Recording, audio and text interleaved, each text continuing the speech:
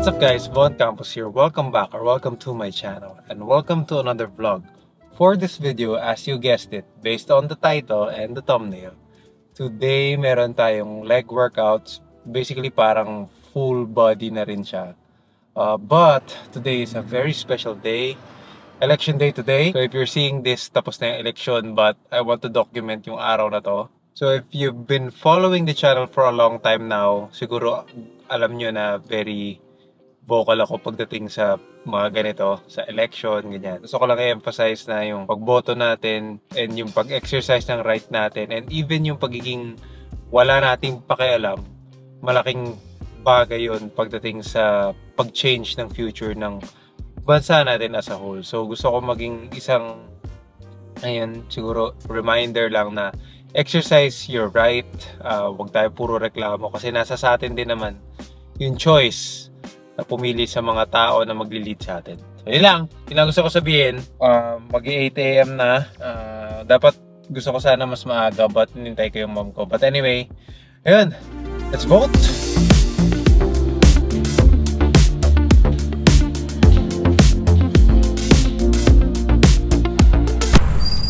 Baka i-photo mo si Pong Revilla.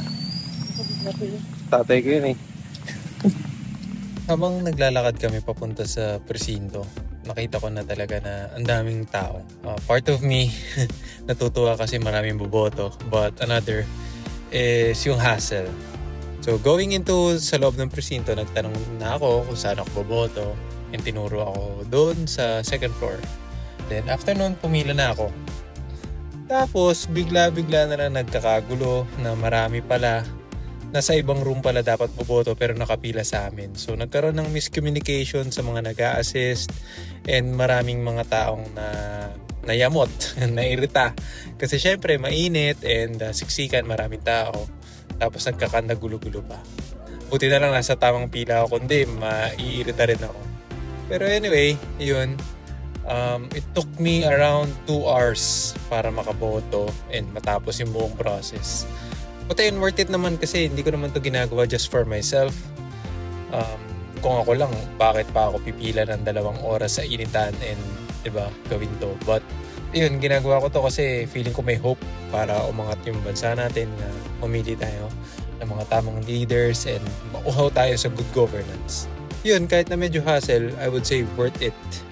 Nakita ko sa ibang tao, social media, na sa kanila wala masyadong hassle sa pagboto and I commend yung mga presinto na yun. But for my experience this election, medyo nagulo but then again, okay lang.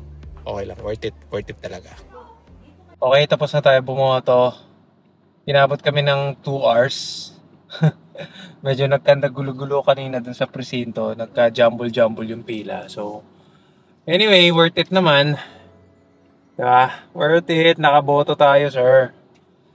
Now, magdadrive ako balik papunta sa gym. Tapos makapag-train na tayo finally. Celebrate natin ang pagboto natin. Honestly, parang ngayong election, nung last kasi 2022 nung presidential election, parang ko talaga nun mas passionate or parang mas gigil ako nung time na yun kasi gusto ko na talaga ng change. And now, honestly, yung landscape ng politics ng Pilipinas sobrang nakakalungkot. Pero wala. At this point, gagawin ko na lang yung hanggat sa kaya ko. Yung part ko, gagawin ko yung part ko without expectations. Nung last na election talaga, umiyak ako. Tapos pumunta pa ako dun sa parang thank you party nila Lenny sa Ateneo. Pero yun, this time around, basta ginawa ko yung part ko, yung mga reach ko na dapat kong sinabihan ko. Ayun. Kung ano man mangyari, wala na, parang at least nagawa ko na yung part ko. No expectations. Syempre sasama yung loob ko pagka talagang yung mga nanalo yung hindi talaga deserving in my opinion. Pero wala. Kaya nga tayo nasa democracy. Pero yun lang yung gusto kong sabihin dito sa election na to. Yun lang yung parang saloobin ko. Magbuhat na nga lang tayo. Dahil mo sinasabi po eh.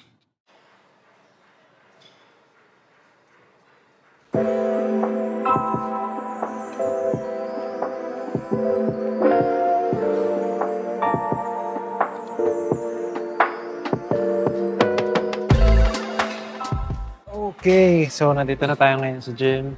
Training-wise, okay naman yung performance ko for the past few weeks. Last week, nag-start na ako ng cut. So, kung hindi nyo pa nakita yung last video ko, minention ko doon na mag-start na ako ng cut. So, bumaba na ako ng 5 pounds more or less. So, ayun, training okay naman, nakakapagbuhat ng maayos. Itong logbook ko, medyo nasa 3/4 na ako eh. Ang dami ko ng na-ilog. So, ang goal ko talaga, training-wise, is ilog lahat, tapos i-match or ihigitan pa lahat ng mga working sets. So, ayun. Okay naman. So far, so good. Tapos, finifilm ko din yung, yung mga sets ko. Minsan gamit yung mga cameras ko, but most of the time, phone lang dito sa tripod na to.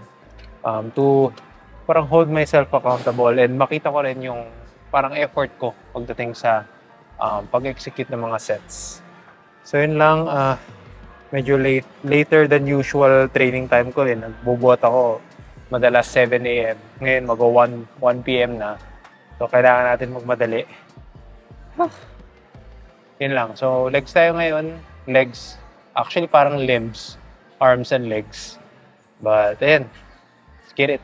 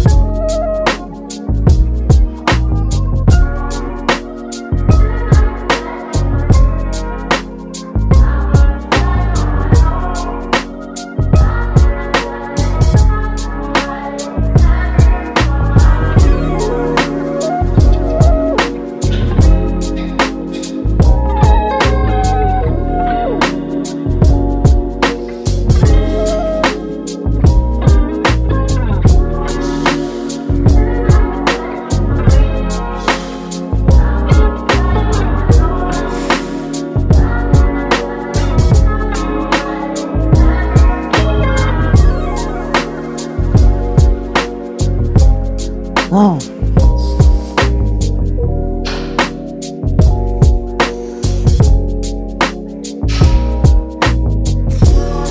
Woo.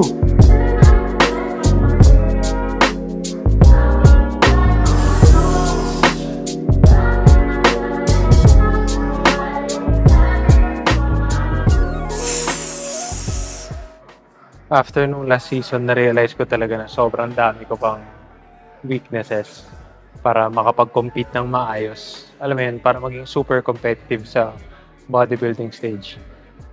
Sa totoo lang kasi, grabe na rin yung standards eh. Lalo na nung WNBF, nung pumunta yung mga athletes galing ibang bansa. Grabe talaga, lalaki nila. Tapos ang tutuyo, ganun kondisyon.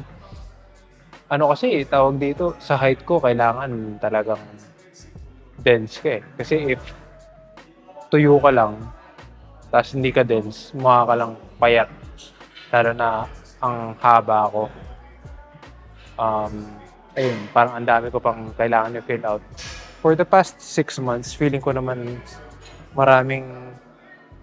may mga na-put on na akong few pounds ng lean muscle mass. But I doubt na maging competitive pa to sa ngayon. So, kailangan pa, I guess, siguro 2 cycle pa ng bulking or 3. Kaya, para maging super competitive, ayan, umabot talaga doon sa top 3. Dahil pang kakaining kanin and chicken.